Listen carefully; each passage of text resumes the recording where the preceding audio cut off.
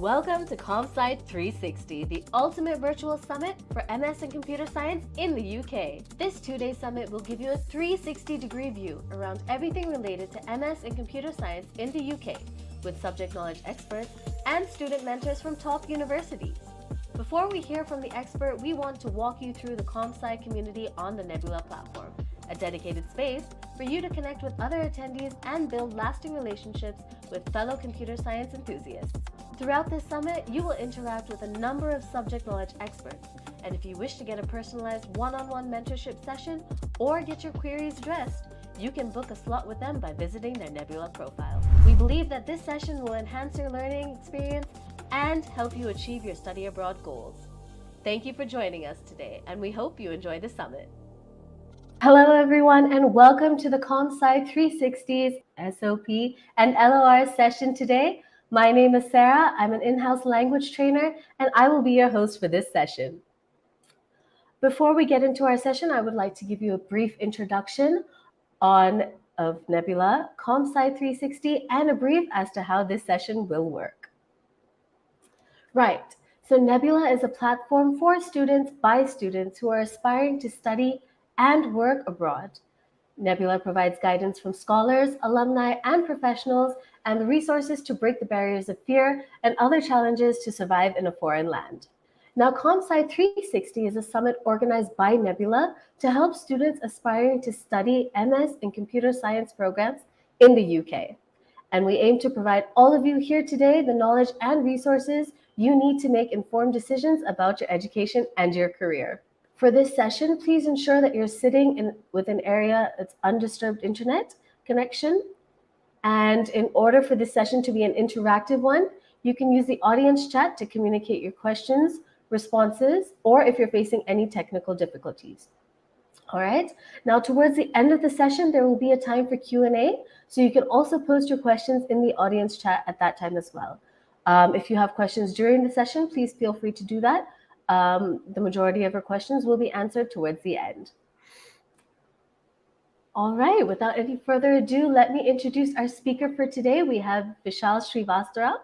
All right, and Vishal is an MS in computer science program student from Queen Mary University, London, and he's here with us today to share his expertise on mastering LORs for top UK university applications, valuable insights, tips, and strategies for obtaining a standout LOR and securing admission to your dream university. Thank you so much for joining us today, Vishal. Good morning. I'm going to hand it over to you. Could you just tell us a little bit more about yourself and maybe a little something about your education, how your educational journey has been so far? Yeah. Hey everyone. Good morning. Good afternoon for everyone in India. So as you all know, my name is Vishal, and uh, I am a Java developer. I've been a Java developer in the industry for like 5 years now, and coming here in the in the UK, I'm studying at the Queen Mary University of London, Masters in Computer Science right now. So yeah, it's been a good journey, and let's take it over. Thank you so much, Vishal. All right, let's move on to the main topic then for this session, which is perfecting your LOR for applying to the top universities in the UK. So, Vishal, I'd like to start by asking if you can give us an introduction to LORs and the importance of a strong LOR. Okay. When it comes to an LOR, it's basically, it stands for the letter of recommendation. A letter of recommendation is something that you get from your from your colleague, from your manager, from your university professor, or even your head of department at various departments. But it has a it's had a very important standing in itself, because if you have a very strong LOR, you stand ahead of a lot of people by itself. So if I have to talk about a very basic thing, is if you're getting an LOR from someone, that person should always know your strengths and weaknesses, and that person can identify all of that into a piece of paper. So for anyone and everyone who's reading your LOR, I would say that's the way to do it. That's the right place to go. If someone reads your LOR, he would know that, okay, you are strong at these things, you're not strong at these things, and then they could assess that, okay, you are a good fit for the university or not. So yeah, that would be a basic head start going in. Yeah. Perfect. Thank you so much for that. Mhm. So now before we get into the components of an LOR, could you just tell us some of the common mistakes students should avoid when they're obtaining their LOR? Yeah, 100%.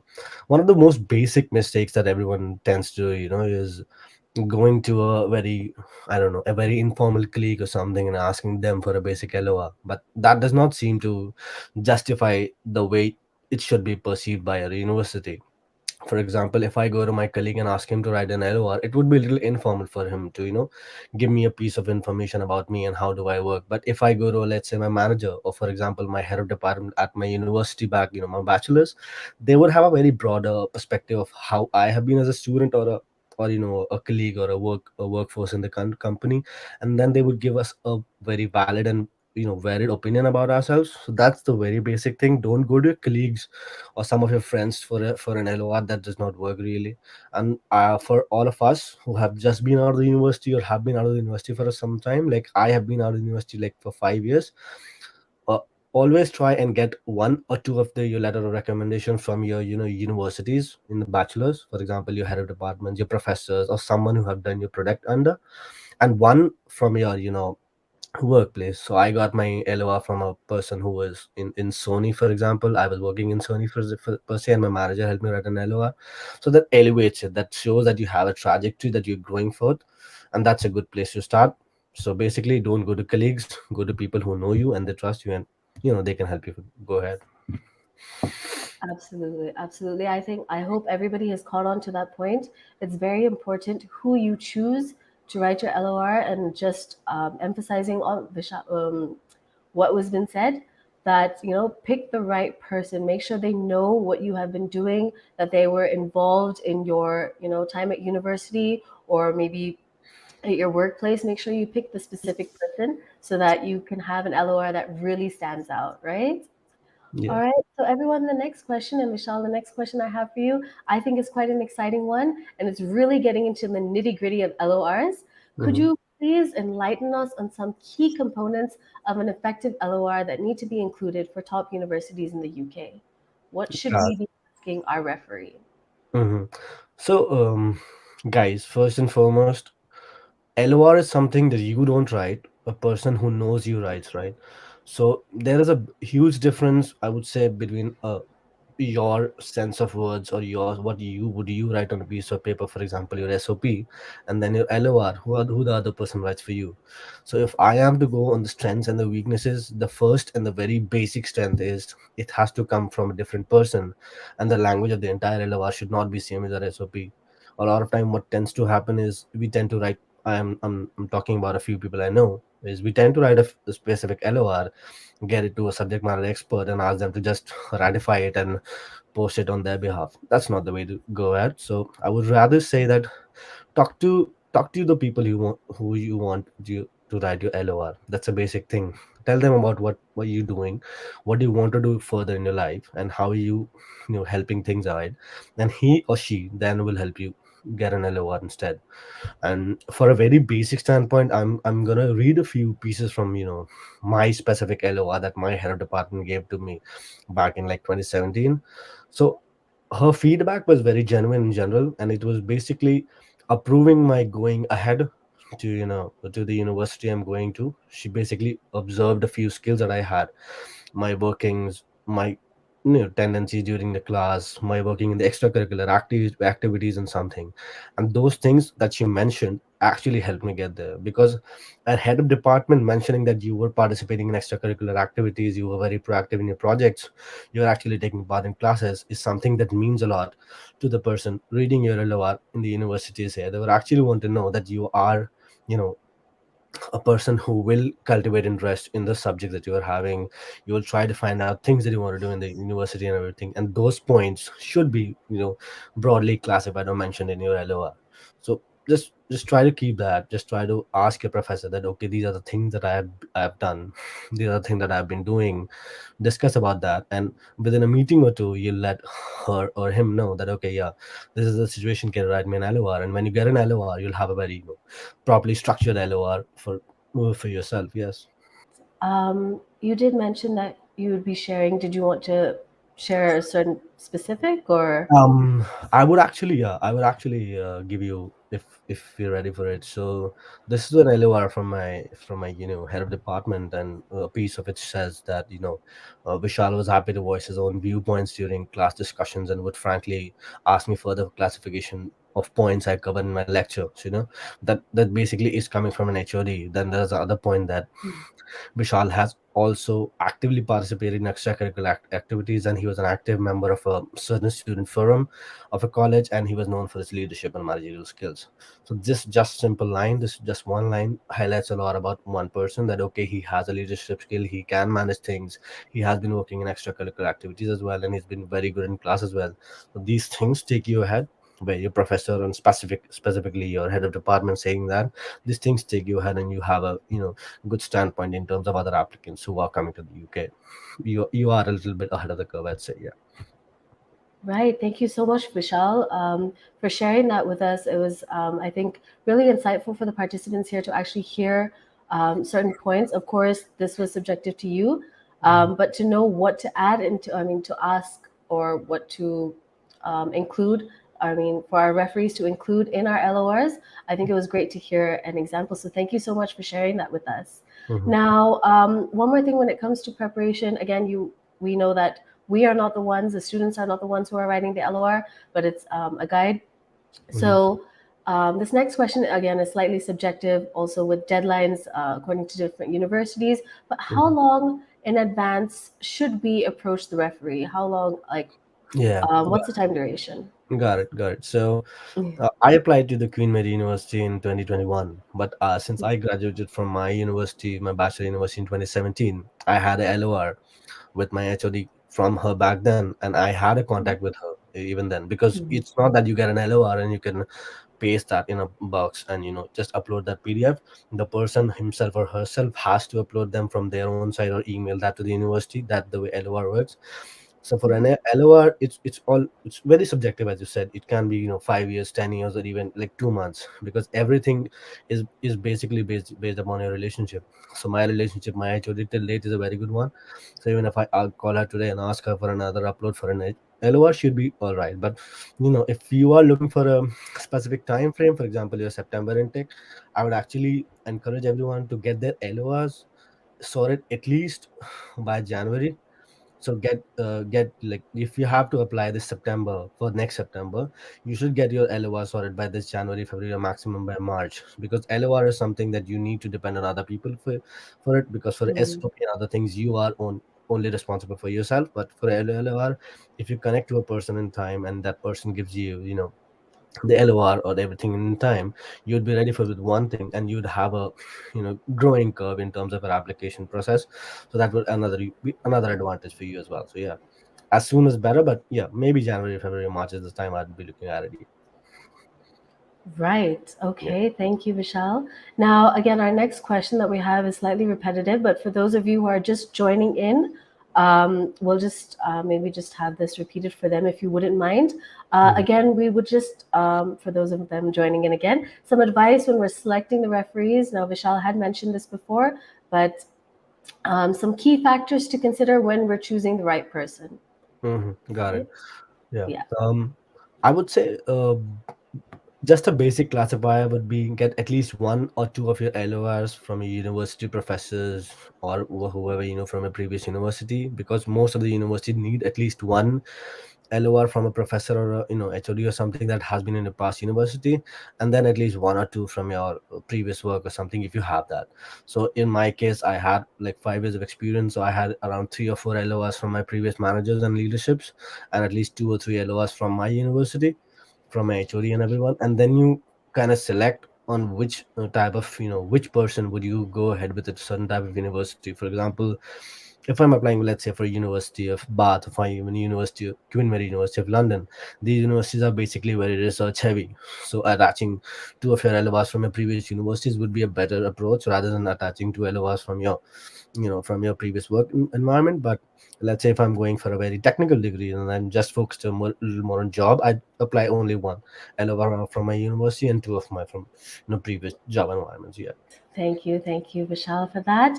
Now, I'm Mhm. just going to take a question from the audience chat, actually, which kind of relates to the topic that we were speaking about. So, Mhm. Sejal has asked us, how should I approach my HOD when about writing my LOR?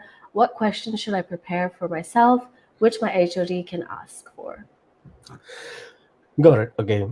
Understandably, Sejal, I don't think we all have a personal rapport with our HOD. Understandable, and that's understandable. But if you go ahead to your HOD and tell her about that you are going for a degree abroad, you are trying to pursue a degree abroad, she will actually, make you sit down and ask you a few questions herself. For example, in my case, it was like, okay, which university are you going to, and how are you going to, do things? What is your subject major? On all of those questions, and then you tend to, for example, if she doesn't know you and you have been working in an extracurricular environment, let's say you have been working in a, I don't know, a debate group or something, or you are a cultural manager or something, you have been managing events, just tell her that, okay, so I have been working here, this is my class, I take one of your classes, or I take one of XYZ's classes, and she's the person who knows me and everything, and I work in these extracurricular activities. So she would have a broad classifier with you. A lot of times, professor would say that if you have something in mind, just write it on a piece of paper, write it, make a note of it, and send me your email. So she would have a stack of your information on an email, and based on that she would write you an LOR. That's also a possibility. But I would rather, go to an HOD, have a one-to-one conversation, let her know what she is writing, and maybe ask for a first draft or something if she's ready. If not, she can give you the final draft. They are pretty, pretty smart people, so yeah, they would. Perfect. Thank you, Vishal, for answering Sejal's question. And Sejal, thank you for your question. Now, I think a lot of us also want to know how many LORs should be submitted for a UK university application. Uh-huh. There's no limit, but in my remembrance, I had applied to a few universities, and most of them had their own criteria. So, like, some universities would ask you for three LORs, some would ask you for Mhm. two LORs, and specifically mention that you have to attach at least one from a previous university. Some would say only one, and that would be your previous university, nothing else. So that was that. Mhm. I guess with Queen Mary, it was two LORs, one from a previous university and one could be anything. So I added one from a previous university and one from a friend, you know, from my manager from my previous, working place, and that was the most easiest thing for me. So yeah, that worked. Perfect. All right. And Vishal, any other tips and tricks that you have for us when it comes to requesting and obtaining compelling LOR, or maybe something we should do, what else we can do when we're requesting for an LOR? Yeah, I mean, so in the university, you are very, very flexible. When you go to an HOD or someone who knows you and is studying there, it's very flexible for you to just go to a person and say that, okay, these things that I wanted. But when it comes to a manager who's giving LOR, I would rather go to a person who's actually managed you, because Mm. my first LOR came from a person who has actually managed me on various projects. So when I said that I want an LOR, he was right away at it, and I got a very seamless process of getting an LOR. It was like I told him the one day, and within a week I had my LOR with zero errors and everything, and it was perfect. So what I would say is, go to a single person who has managed you or who has seen you working, so that they could write a very perfect and honest opinion about you, and that gives you, a very moderate kind of a piece of the information that everyone wants can read and understand in a jiffy.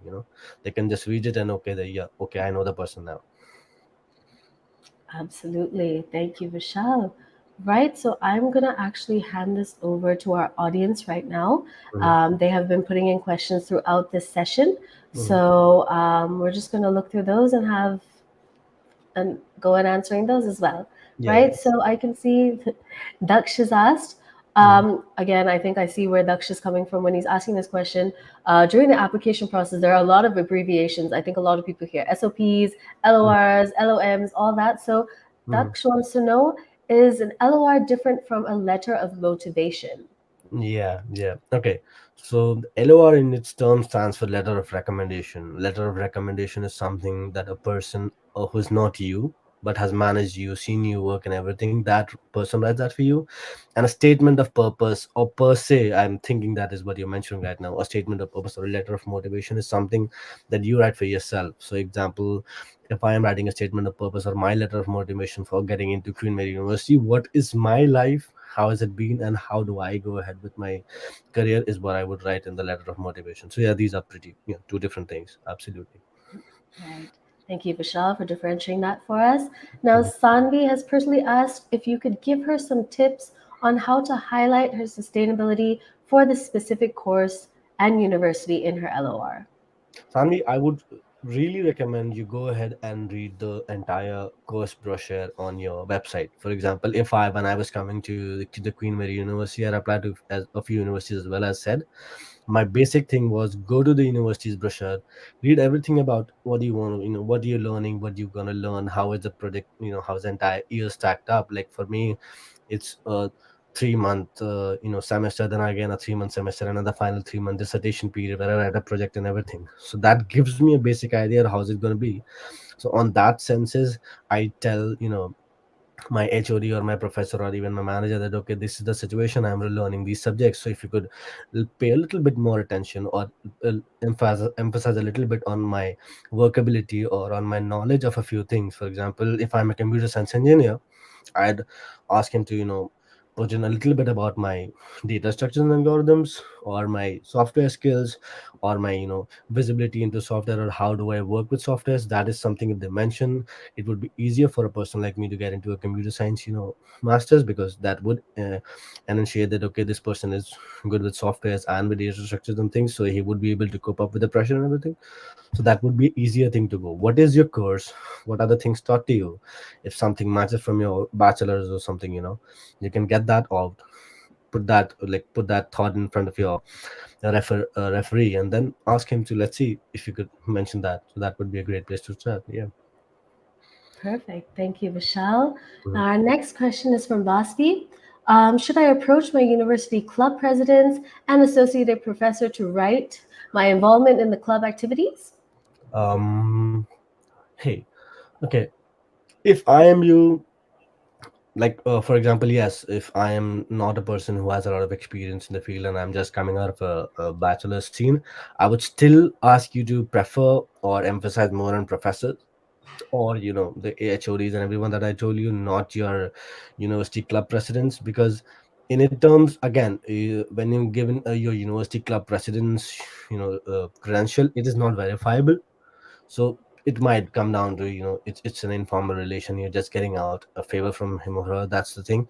But yeah, if your university club president in himself vouches for your involvements in your activities, and that a certain professor can write an LOR for you, that okay, this is the person who was involved in these and these things, and he could maybe mention your university club president or not, that would be a better place to go. But not your university club president should write your LOR. That's what I would feel. Yeah. Perfect. Absolutely. Thank you, Vishal. The next question, again, would be would my LOR be read if it's too long? Now, Um. So yeah, yeah. that's not something they don't look at, because your SOP is something that they bound you on the number of words, right? If you write an SOP, they would be like writing 3,000 words, 5,000 words, 2,000, whatever it is. But an LOR is something that a person of importance in your life is writing for you. So even if that's 1 page or 3 pages, it doesn't matter. They would read the complete LOR.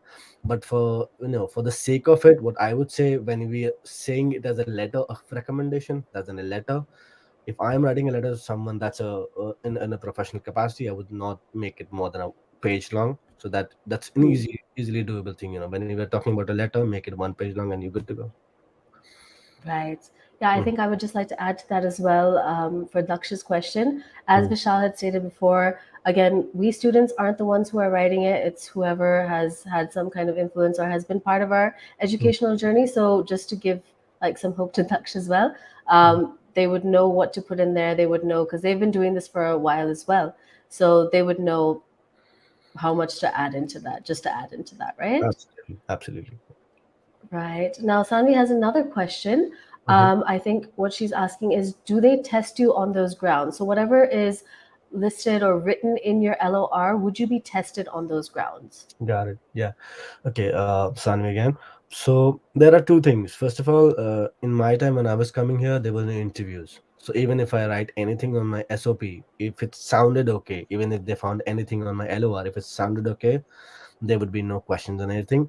But if you have an interview per se, I don't think that they would ask very technical questions. It would all be about why you want to join the university, what is your motivation behind joining university, and how do you fare, how would you cope up with the pressure and all of that. But no questions related to data structure and algorithm. It just has to be, if it comes from a reliable source, they don't need to verify it. They would be able to check that when you come to the university and probably take exams and everything, and they would probably know that how good or bad are you. So yeah. Perfect. I think everybody can be breathe a sigh of relief from hearing that. I think also maybe just to add to that point, whatever is written on your LOR is genuine, right? Mhm, You're mhm. asking the person who you know very well, so don't worry too much about it. I think I can add by saying Yeah, that, yeah, right? yeah, 100%, 100%. Okay. Now, another thing we heard from you, Vishal, was that you were lucky enough to get your LOR in time. Mhm, You said within a week everything was sorted for you, no mhm, changes, no mistakes or anything. But mhm, sometimes I think there is a bit of a follow up that needs to happen.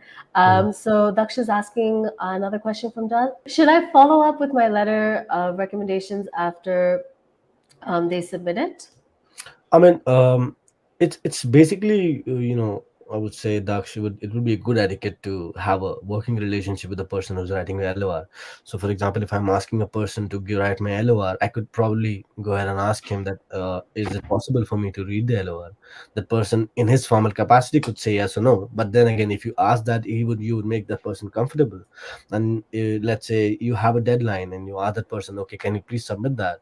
So if a formal reminder or gentle reminder to the person that okay, if can you please let me know if it's submitted or not, it's never bad, never bad. If you have a working relationship, nothing is bad. You can easily follow up, talk to the person, maybe get the letter and read it yourself. Maybe suggest a few changes. That's also workable. But again, the basic thing is make the person feel comfortable about you, so he doesn't feel very how do I say provoked about things. Just be talking to him like, "Okay, this is the situation. Can you please help me get this LOR submitted in time and all of that?" Everything should be perfect, fine. Perfect. Hmm. All right, everyone. Do we have any more questions for Vishal? If not, then I think we've come to the end of the session. I'll just give it a minute or just a couple of seconds more. All right, I think we're good with the questions. Vishal, thank you so much for taking out your time to join us and share your insights and experiences, especially so early in the morning. We No were worries. so happy to have you here. Yeah. I think from this session, we were really able to understand how to approach our referees, what needs to be added, get a little bit more clarity on what an LR actually is. So thank you so much. We really appreciate your participation. I hope you enjoyed being part of this session today. 100%, 100%. I am really glad that I came across this and I was able to talk to a few people. Thank you very much about it, and all the best to everyone who's applying into the university in the UK. Anything or everything, I guess you would be able to see my profile in on Nebula. You can reach out to me and things like that. We could get to the end of it. Perfect. Yes, absolutely. Just emphasizing what Vishal said. He does have a profile on Nebula, so please do grab this opportunity to connect with him. He also has his services listed on the platform, so please do have a look at that. Mhm. All Yep. right. Now, oh, we do have a question. Yes, Johan's asking, will you be available for a one-on-one? Yes, 100%, Johan. That is what I have my profile on Nebula. I guess there are a few one-on-ones available with me as well. Just put in a request and we can sit down and talk. 100%. Absolutely. Thank you so much, Vishal. Now, everyone, just before we break for lunch, let me give you a heads up on the sessions to come. Now, the post lunch sessions will resume at 2 p.m. So, for the SOP and LOR track, we have a panel discussion on a step by step process on how to make your SOP stand out from the crowd. Number two, for the post study visa track, we have a session on the process to acquiring the UK student visa and question asked in the visa interview. And finally, for track three, finding accommodation, the session will be on budgeting your accommodation, things to keep in mind to avoid overspending. I think we have the links in the audience chat, so be sure to check that out. Also, do make the most of today, our final day of the summit. You can also have a look at the rest of the sessions lined up at nebula.com/comsci360. Thank you so much, everyone, and especially Vishal for joining us today. We will Oh, see you after lunch. see you. Thank you.